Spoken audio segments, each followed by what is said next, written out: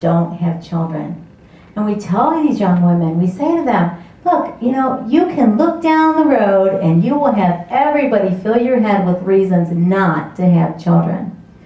But you know what you can't see down the road? The grace that God will send you and the people that God will send you to help you with these children. Nancy does a wonderful job talking to these girls. She gets up and says to them, I'm here to tell you, I'm here for the families that say I can't afford children. Because we can't afford children either, and we have 11. And she gives a beautiful testimony on different times that God provided when they really needed it.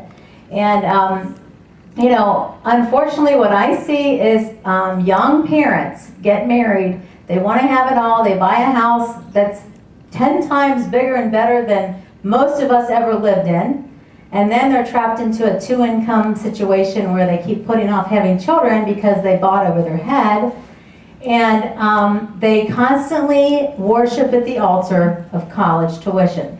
Gotta save for college, can only afford 2 for college. I like to share the fact that of my 11 brothers and sisters, all of us went to college. My parents willingly helped us get college loans and financially helped us when we could. My dad was a lawyer, and you know what? I'm so happy I have all my siblings. I wouldn't trade it for anything. So, it's a tough thing to get across to people that, you have to trust God with the unconditional. No matter how much planning you think you can do, God has the plan if only you're willing to trust them. So I guess today I ask you, are you willing to go forth from here? Yes, this is a pro-life group. Are you willing to go forth from here and say yes to God and talk about the little babies, the little forgotten babies, the little beautiful unborn babies that are being aborted through the use of the pill? So many people are uncomfortable that, get that Catholic issue out of my face. Well, you know what's not Catholic? A 32-year-old woman telling her children, I won't be around when you graduate from high school because I'm dying of breast cancer. Cancer doesn't care what your denomination is. It visits upon many women, and it's getting younger and younger. And if you're looking for more information on this, Dr. Lanfranchi is a breast surgeon in New Jersey who puts a lot of stuff out on this. It's interesting to think about, one abortion. One abortion. What somebody gets into a bad situation and they want abortion. Okay, they can have other children. I started to think about that. My dad was one of 9 children. He was the oldest. And I started thinking one day, he was born right about the time that Margaret Sanger was out there, that troubled soul who left a troubled generation of people advocating for birth control and abortion after her. She was out there advocating abortion and illegal birth control clinics. And I started thinking to myself, wow, what if my dad had been aborted? So that's my dad, 11 of us, children, that's 12, 59 grandkids that we all have right now, and 1 great-grandchild. That's 72 lives right now that would not be here if one soul, my dad, had been aborted. You don't really think about the generational effect that happens with one abortion. With everything that I've mentioned to you in terms of the hormone replacement therapy, the abortion rate, and young girls that are on birth control, is it no wonder that there was a 400% hike in the breast cancer since 1975? Is it not important that we start to talk about this everywhere and at every opportunity? Well, I can tell you, I laid a lot of heavy things on you today, and I want to just end on a real positive note and let you know this. Sometimes it's overwhelming to look around, see how dark the culture is, see how bad it is. People have said to me, it's over, give it up, you're wasting your time. This generation is gone. They don't even have a concept of marriage. They're afraid of marriage. What are you wasting your time for? Well, I think it's the Holy Spirit, because every day I get up ready to talk about this subject in some way or write about it. So I'm thankful for that. But, I'm going to give you an analogy, and that is, you remember the miners down in Chile?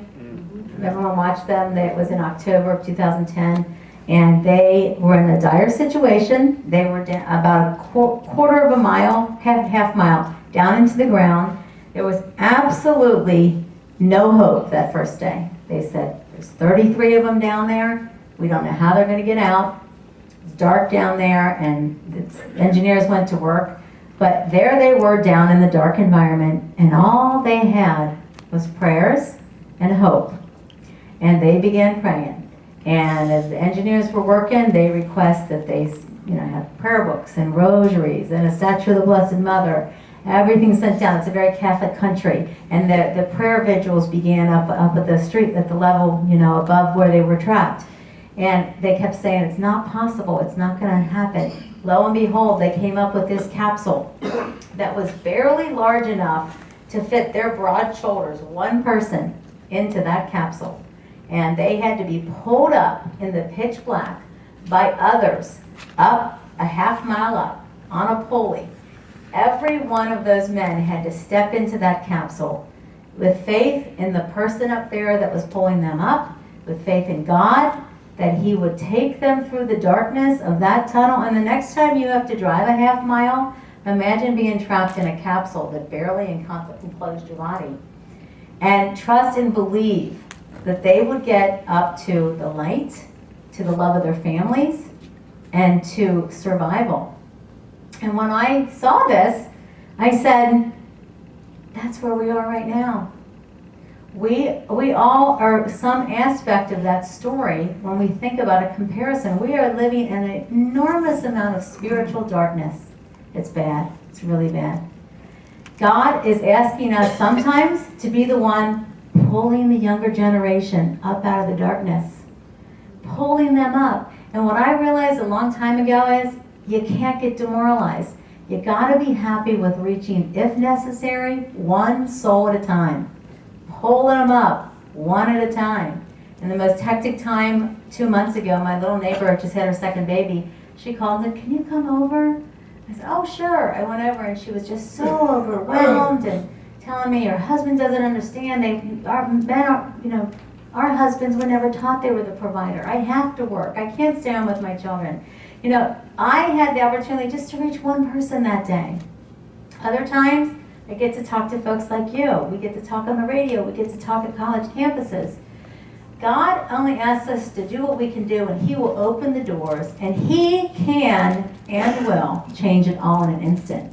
I truly believe He has given us the gift of these statistics that I have given you today from the Mayo Clinic, from the World Health Organization, from other secular sources, for those that cannot or will not open the door to the spiritual damage being done to this generation with premarital sex, multiple partners, birth control, and abortion.